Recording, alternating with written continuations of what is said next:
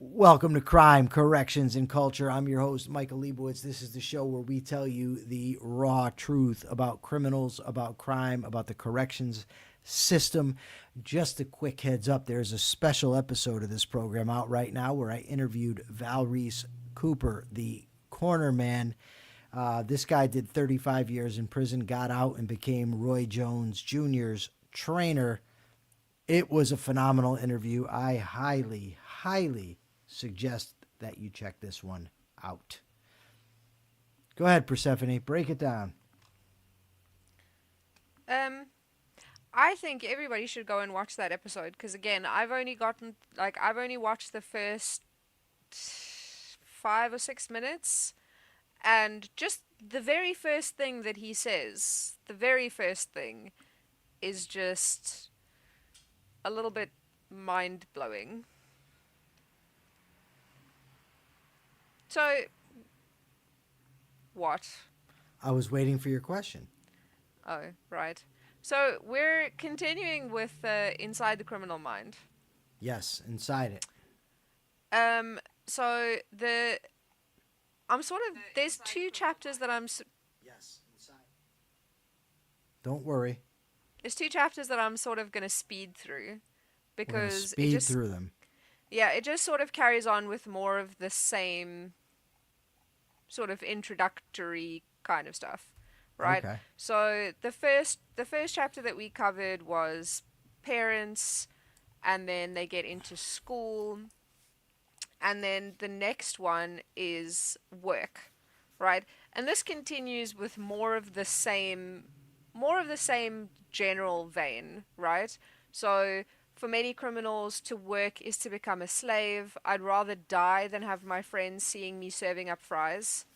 Um, if the job meant something, I would have been there. Um, I haven't found anything that motivates me. I'm not going to be as miserable as you all want me to be.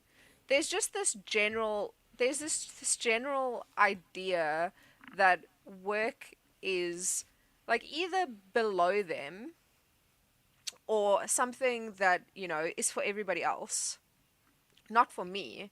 Work is for you boring normal people, right? Um, did you did did you feel like that? Did you feel like work was for fucking suckers? Um, I was just lazy. I don't know if I specifically felt that way or thought that way. I certainly have met criminals who did. I was just very lazy. And so the doctors, I don't even know if they would like the word lazy, but because they differentiate between effort and energy. And, I got to get on Twitch. I forgot to click on Twitch. Uh, Criminals, we have a lot of energy when it comes to doing those things that we want to do. But when it comes to doing what we have to do, that we don't really want to, but the ordinary drudgery, no, that's the effort there is just non-existence. We're very anti-effort. The Samenow, the hell's that? Okay, so a page came flying out of the book. The book's like 20 years old. So he says the criminal's irresponsibility occurs as a pattern. That's the key that I want everybody to always keep in mind. Throughout his life, his deviousness and exploitation of people at work and his self serving utilization of a job reflect how he treats the world. He scorns hard workers with modest aspirations. For him, it is far more gratifying to steal electronic equipment than to earn and save enough money to buy it. That's absolutely correct. Absolutely correct. That there's a rush. Sorry, there's a rush that we get from committing crimes, and you just don't get that from sweeping and mopping floors, or from going through the drudgery that it takes to master a skill or to hone a craft. We don't want to do that. I mean, if there's a constellation there, we're lazy, we crave excitement, we want immediate gratification. So when you crave excitement, you're lazy, you want immediate gratification, work just usually doesn't cut it. Yeah, so it's that, but it's also this like it seems like there's also this aspect of, you know, work or school or following the rules. That's for other people. That's for normal people, not for Yes. me. I'm special. I'm Yes. above the law. I deserve I deserve to have these things without having to work for it. And like the funny thing is, it's not just like, you know, petty criminals or people who are stealing, you know, $20. He talks about one guy who had like a really amazing, like a pretty amazing life, like earning like $100,000 and living in a townhouse and whatever. And he so it's not about like how much money they have or what the conditions of their life are, because even if they're living sort of like the high life, they still want to go and do crime. And this dude says, I haven't found anything that motivates me, while he's like living it up. Okay, Yeah. so yeah, anything else to say there? Aside from the annoying dogs, yeah, I do have something to say. So I remember we watched this video when I was in prison, and it was actually from Commitment to Change, a program created by Dr. Samenow. And he was in a group setting with a bunch of inmates, and this inmate got downright indignant when they were telling him, he's like, I don't know what I'm going to do when I get out of prison and this and that. And they told him, you got to get a job. And he went, I don't want to work. I don't want to work. All right. I mean, that speaks to everything. I certainly never wanted to work, and So criminals generally don't. it's so funny. There's a guy who has like a YouTube channel or a TikTok something or other, and he does septic tank installations or septic tank maintenance, and he employs a lot of ex-cons. Yeah. It's hard. It's hard labor, but he seems like a fair boss, and you know, he he's very no nonsense. And he said that he had an ex-con come in to interview with him, and he said he's never seen anybody come to a job interview who was so uninterested in getting a job. So he was interviewing this guy, and this guy just was being, very blasé and very like nonchalant. It was very obvious he didn't want the job. Yeah. And he kept asking him questions, and eventually this guy was like, I don't actually want this, but I have to prove to my parole officer that I've applied for a certain number of jobs. So this guy was like, okay, well, you've got the job. And this convict was so unhappy that he got the job. He said he's never seen anybody so pissed off. And it wasn't like, it wasn't like like super low pay or bad conditions or anything. This guy is like well known to be a very fair boss with like decent pay. And he said this guy didn't last 3 days. He came into work once, and then he picked a fight the next day, and he got like sent home, and then he Right. stopped showing up. Yeah. So it wouldn't surprise me if the inmate actually, the criminal thought that he was doing the guy a favor by going there for an interview. So when I would work in prison, now I used to be very lazy, and I learned to cultivate a very good work ethic. And it becomes very frustrating, because if you're what we call a tierman, for instance, they'll assign two tiermen to the floor, and two tiermen here and two tiermen, and these guys are just standing around. They're talking, and it's not enough that they're not working; they're in the way. So when you want to work, like, you have to keep, excuse me, excuse me, and then they become indignant that you're asking them to move. And that is par for the course. I can't tell you how many times I've had inmates come to me and tell me, dude, stop working so hard. You're making us look bad. They're going to expect that. It's like, I'm trying to cultivate a work ethic here for my future. I'm not concerned that you don't want the supervisor to think you're lazy. It's really difficult for me to think of you as lazy, because you're like one of the most hardworking people I know. Thank you. Yeah, it was cultivated. It was, Brent taught me a lot about having a strong work ethic, and I put in a lot of effort to gain it. Yeah. So the other thing that he says is the criminal fantasy of getting a job is that he strides in and he shakes the guy's hand and he gets like a top position. Yeah. And this again like speaks to, I don't want to say massive ego, but It's like insane. I had a really thinking that cellmate. you're I'll give you some examples. So I had a cellmate who believed that he could go play in the NBA. This guy's 5'8", 5'7", about my height, 5'8". He could go play in the NBA and score 15 points a night. And like it's like, dude, these guys are the top. You're not going and scoring 50. If you could do that, they would hire you immediately. You know what I mean? You'd get play on a team, but he believed he could do it. Another guy I knew said that he wanted to go and fight a professional MMA like a champion just to see what he could do. And I'm like, what you could do is get knocked out in about a second. The second you're within striking distance, that fight's over with. And they don't understand, like it doesn't compute that these are people that have trained their whole lives, incredible discipline to get to where they are. And you think because you're shadow boxing in the mirror that you're going to get in the ring with this guy, he would kill you if you wanted to. But I got to say, even myself, on getting released from prison, I thought that becoming a successful talk show host was going to be much easier. I said, I'll set what could be so hard about it. I was, set it up. I've already got a following from being on TIC. This shouldn't be difficult. It's like there. I mean, I didn't quit when it turned out that's not the case, whereas most of those dudes would. But nonetheless, that idea is still there. It's going to be easy. I'll just walk in, tell them who I am, and everything, is just going to explode for me. But yeah, they think that they're going to go and, you're not going to go work as a busboy. You're going to be the manager of the restaurant, if not the owner.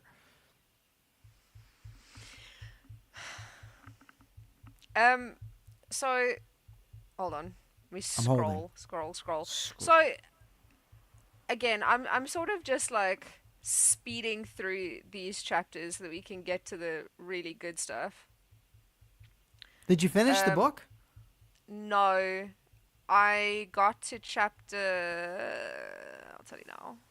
Chapter 8, I think. Anger. Okay. Anger. Yes, anger. Yeah. I got to anger. Again, my dog ate a bee.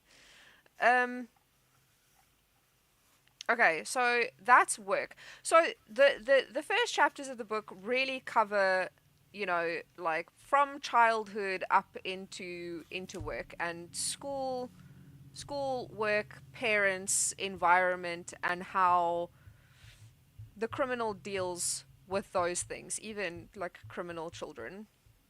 And then Which there's is again also using the job as a place for criminal activity. So you might have a guy goes work at the Dunkin' Donuts and he's selling drugs out the back, or they're stealing from work. And the same thing happens in prison. They use the job as a means to smuggle stuff throughout the prison or to steal stuff, whatever.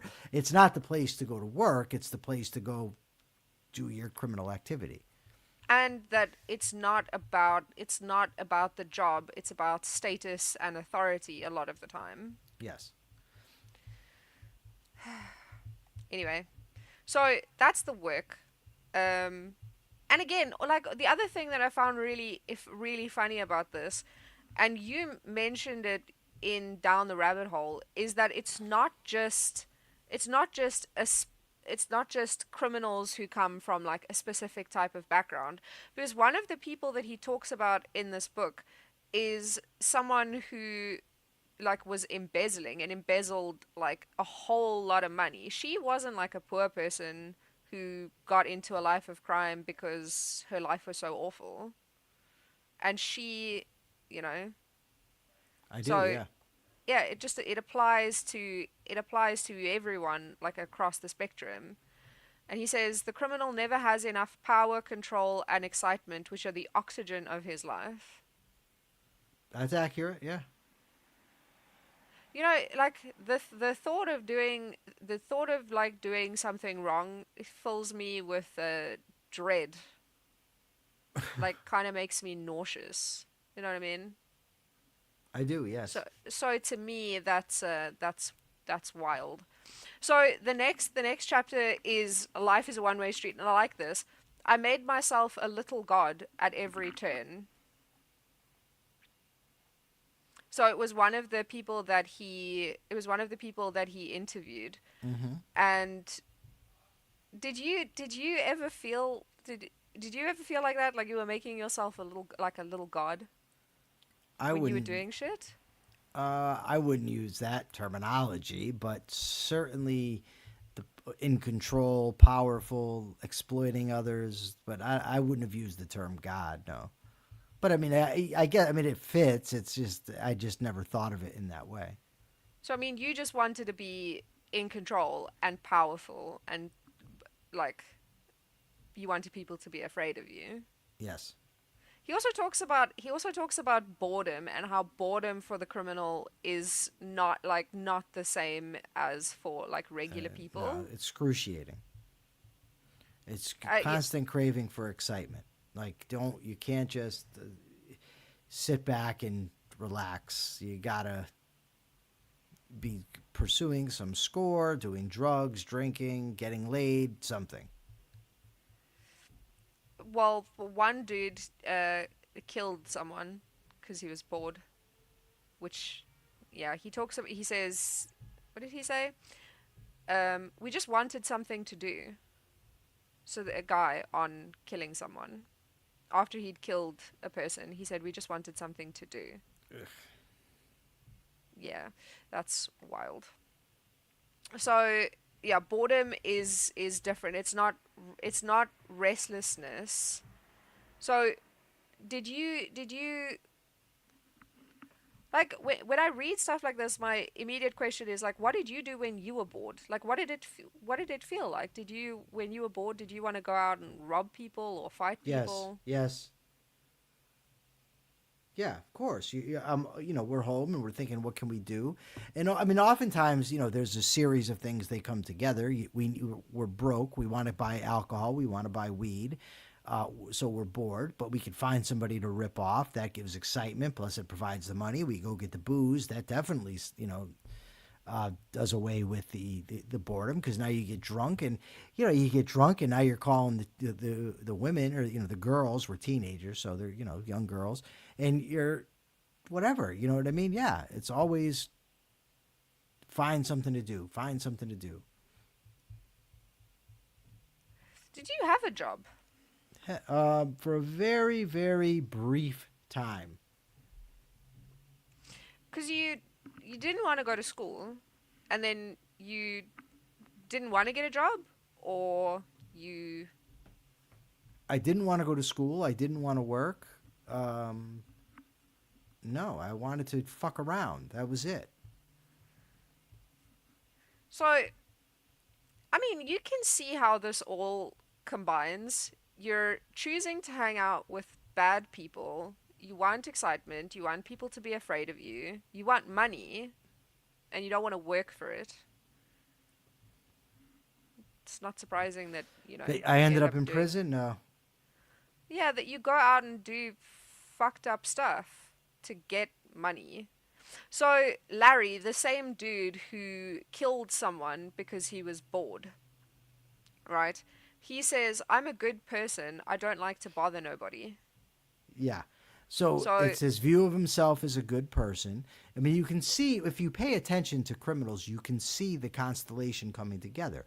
Needs excitement, doesn't respect the rights of others, no empathy, control. They're all there, and you can see it taking place.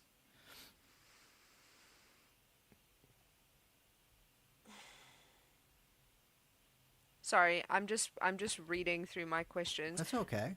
Like some of these things, like I don't know how much I don't know how much more to go into, because it's kind of the same thing across school and It is, work. but that's the point. So we did an Yeah. episode earlier today where we're talking about principles.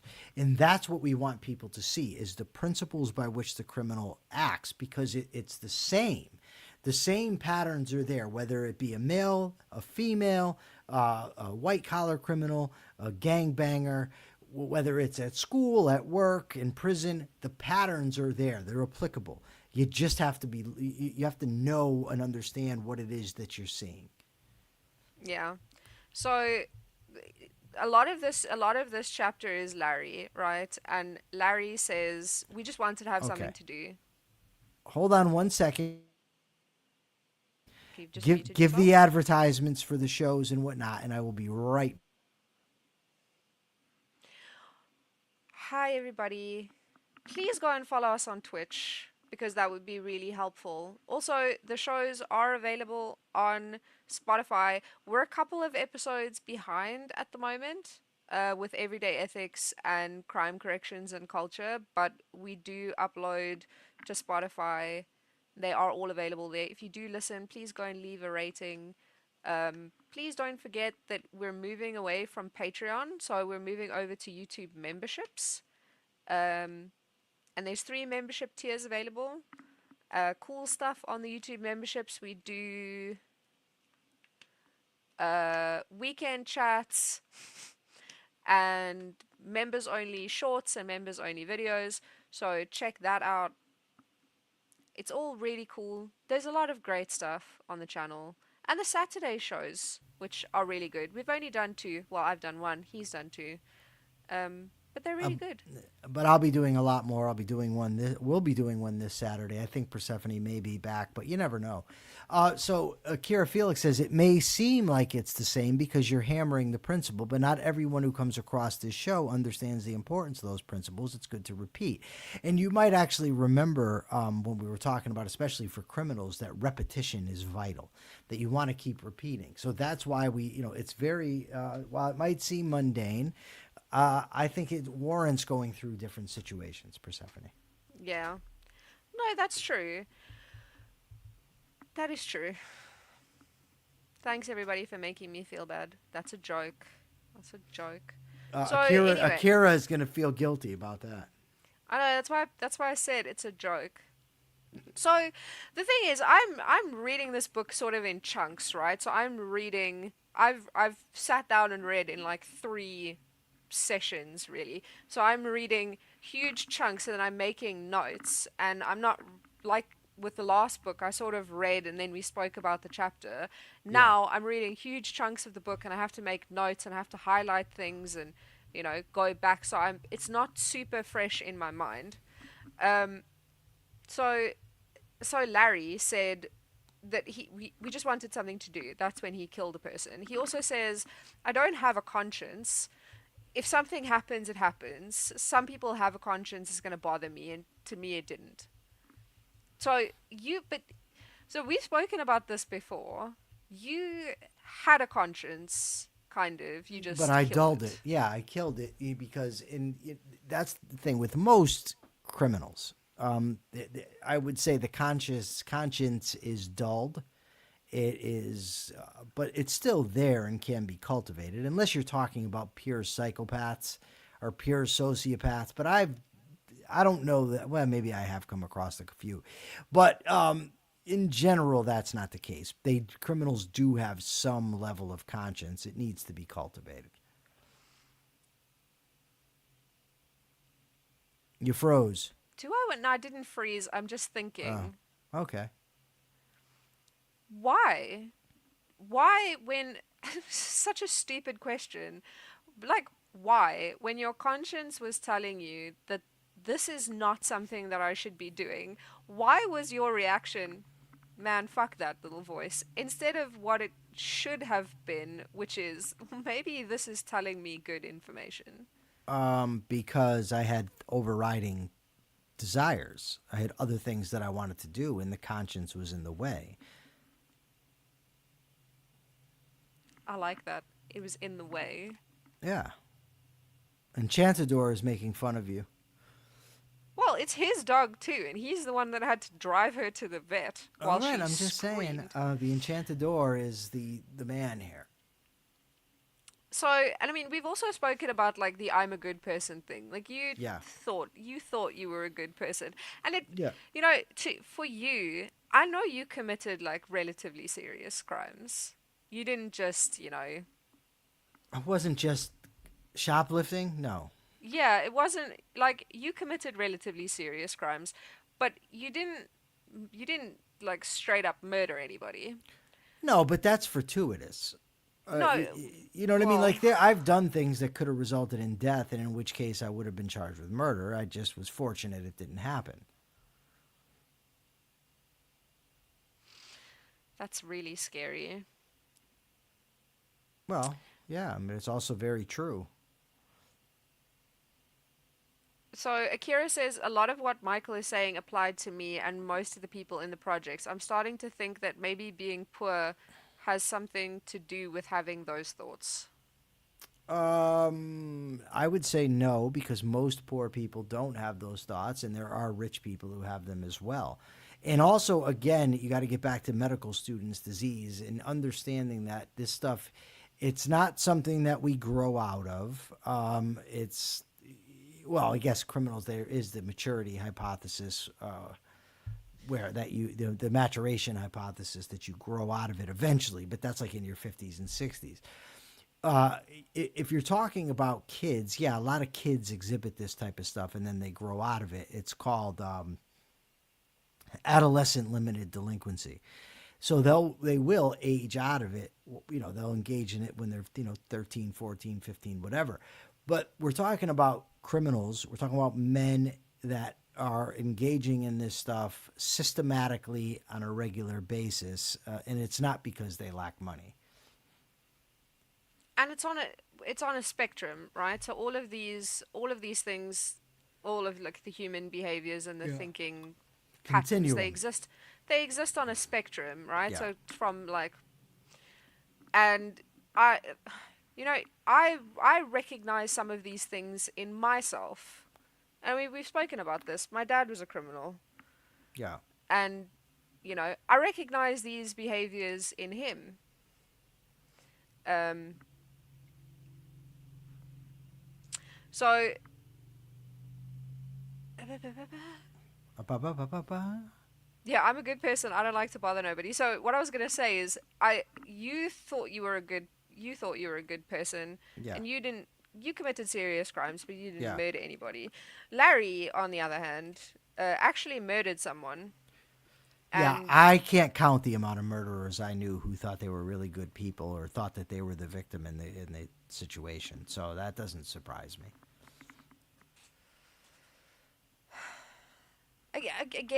again, like I know it's weird to harp on it, but you said something last week where you explained why you thought you were a good person because it sounds really contradictory to a person who listens to this and goes, well, if you're a criminal, how can you think you're a good person? But you said that you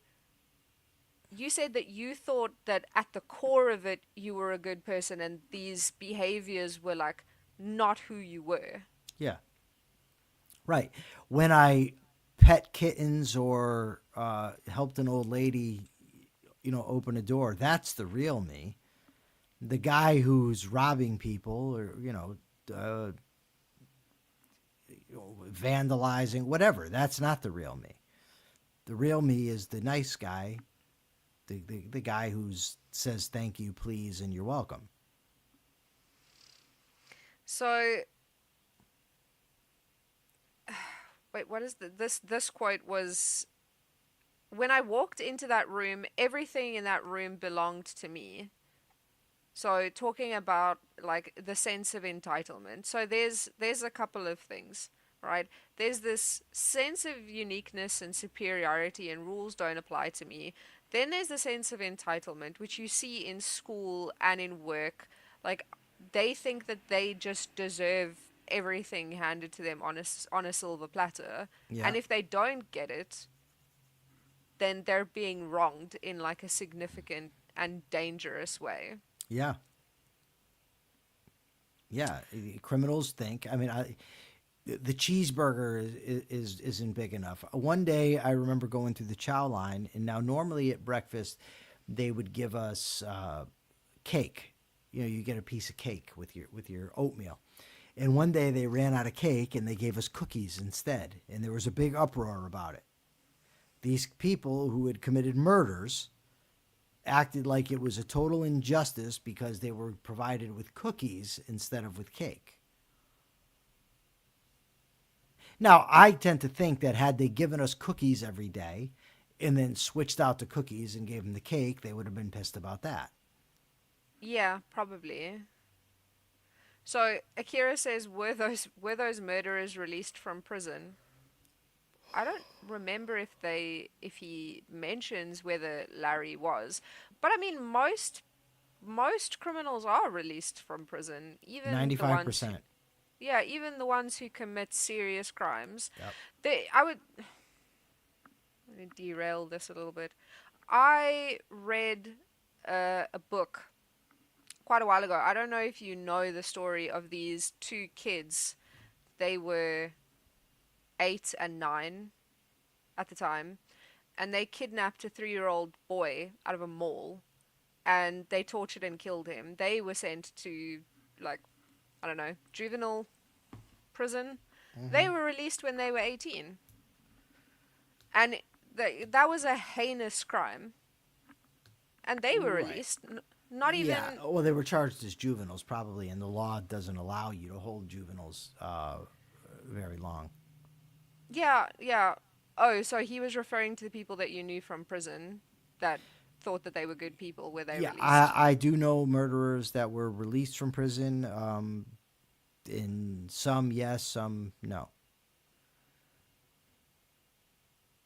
I mean, Now here's the thing that you got to understand. Because I say that they're not weren't rehabilitated, that doesn't mean that they're not getting out and staying out of prison.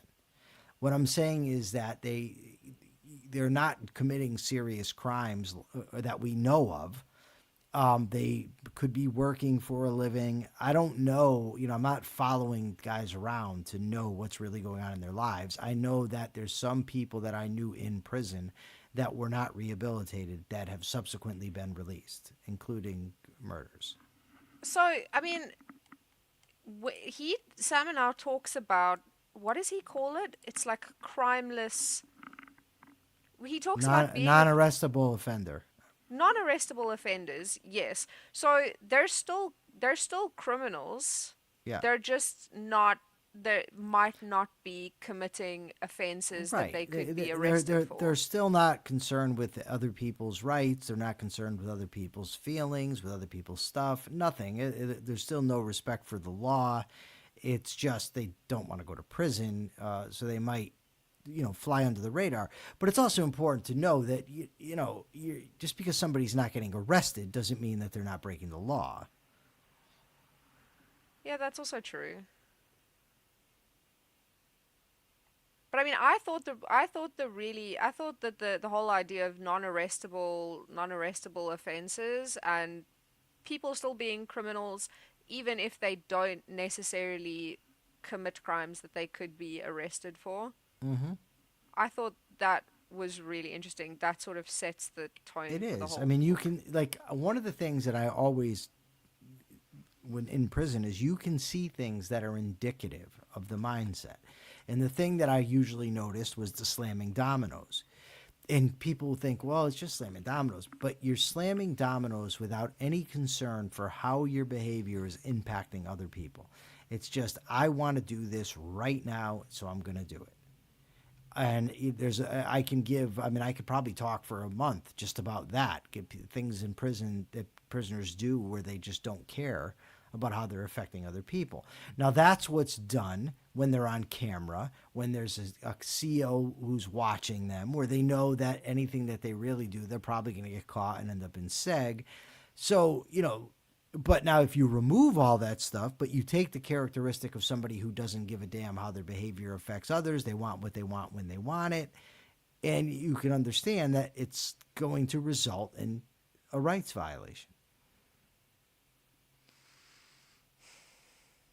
And prison does nothing to, like, not deter, does nothing to change any of these things. No. Because you get into prison and the people who run the prison are sort of breaking the law. They're teaching you that,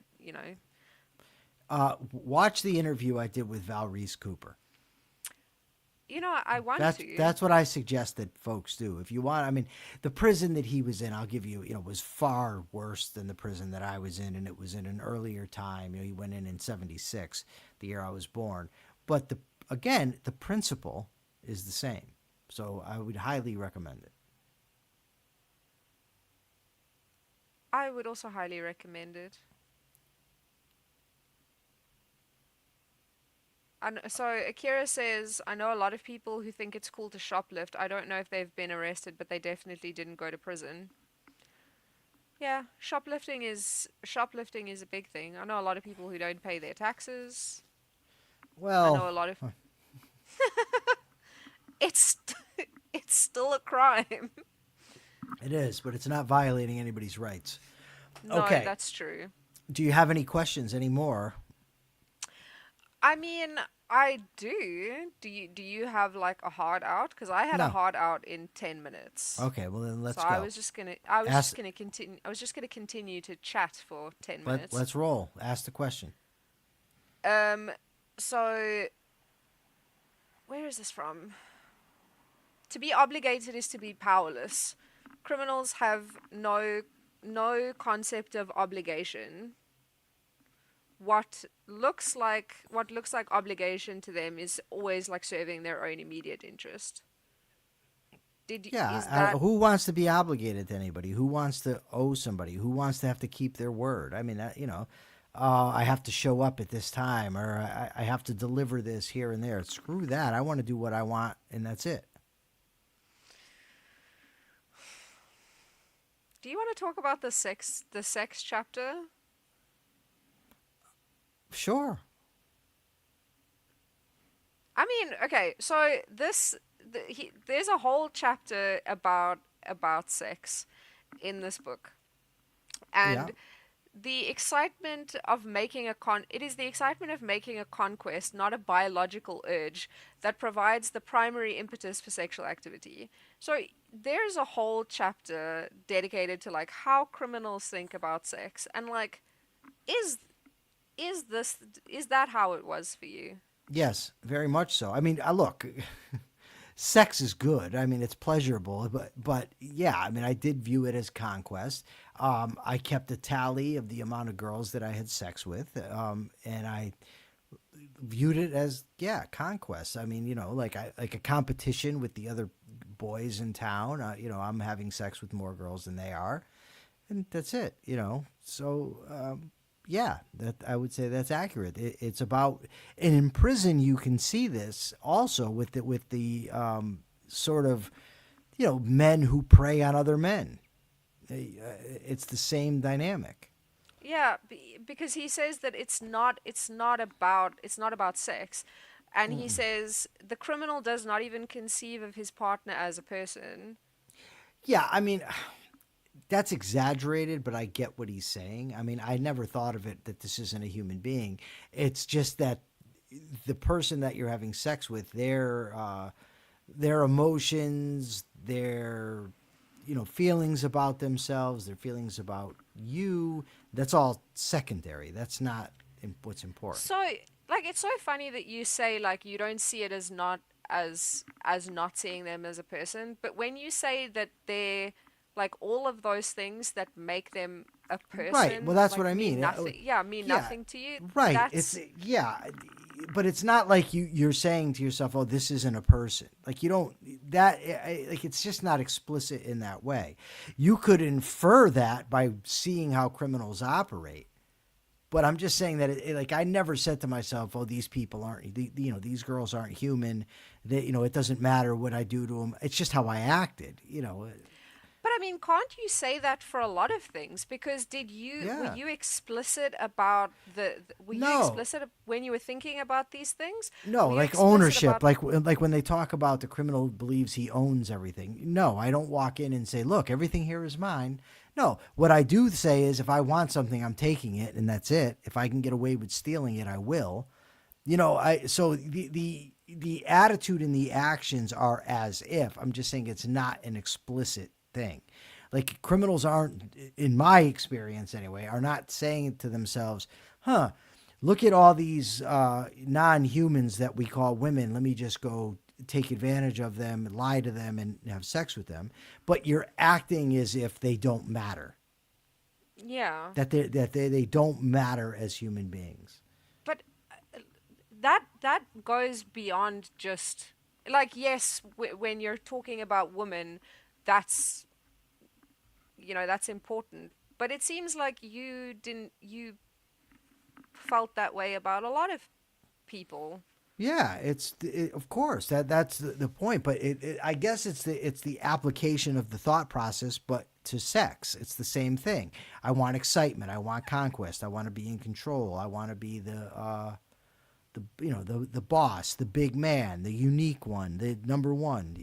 It's Yeah, but like it seems like it goes beyond that into almost feeling like you're the only you're the only person that matters. yeah, Everybody else everybody secondary. else everybody else exists to provide you with excitement or an opportunity or money or something. Everybody Right. exists to serve you Right. in some So, way. I've had this argument going on with objectivists, for instance, about the use of the word selfish. And they say that to define selfishness as concern with one's own interest without regard for others, it's a it's a package deal. The problem is I lived that way, and I know a lot of people who do.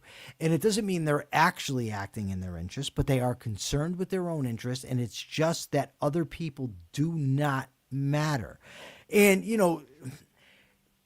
it's hard to convey to somebody when you're talking about, for instance, the philosophy of egoism, the ethical theory of egoism, where you're yes, you are the most important person in your life, yes, but the criminal thinks that it's almost as if he thinks he should be the most important person in everybody else's life as well. That everybody else, they don't have the same right to act in their own interest that he has to act in his, that they are there to serve him. And again, it's not an explicit thing. You don't say to yourself, "Oh, I'm at the mall now. Everybody here is going to serve me." But if somebody drops their wallet, I'm putting it in my pocket. If somebody leaves their money or their gold or whatever lying around, I'm taking it. If there's an opportunity for me to steal the car, I'm going to do it. You understand? So it's all acting that way. It's not an explicit thought. It's just your approach to life is such that I'm all that matters. Yeah, but again, like most of these thoughts like weren't explicit. Yeah. He also says like justifications for crimes never happened before the crime. They always happened afterwards when Yeah. they were caught. Yeah. So when you're gonna go rob someone, you're not thinking like I'm gonna go rob someone because I blah, blah, blah, blah. You're No. thinking I need money, and the best way for me to get money is I'm just gonna go rob this person. Yeah. And the And then when you're justification, caught, you're like, "Oh my God, my mother was not there for me. I grew up in a bad neighborhood." Yeah. yeah, so the justifications always came afterwards, and like a lot of because I feel like if these thoughts were explicit, and if as they were happening, you could notice, hey, I'm thinking about people as though they're not actually people, as though they're just like if I was taking solipsism to the extreme, um, that it would. Do you think that if those thoughts had been explicit, that that would have changed anything for you? I If would while imagine so. I mean, look, people want to see themselves as good people generally, and criminals are no exception. So if I really thought all these thoughts explicitly, I'm looking at myself like I'm not a good human being. I probably would want to alter that because the image of myself as a good person allows me in many ways to keep doing what I'm doing. Did anybody ever point any of these things out to you?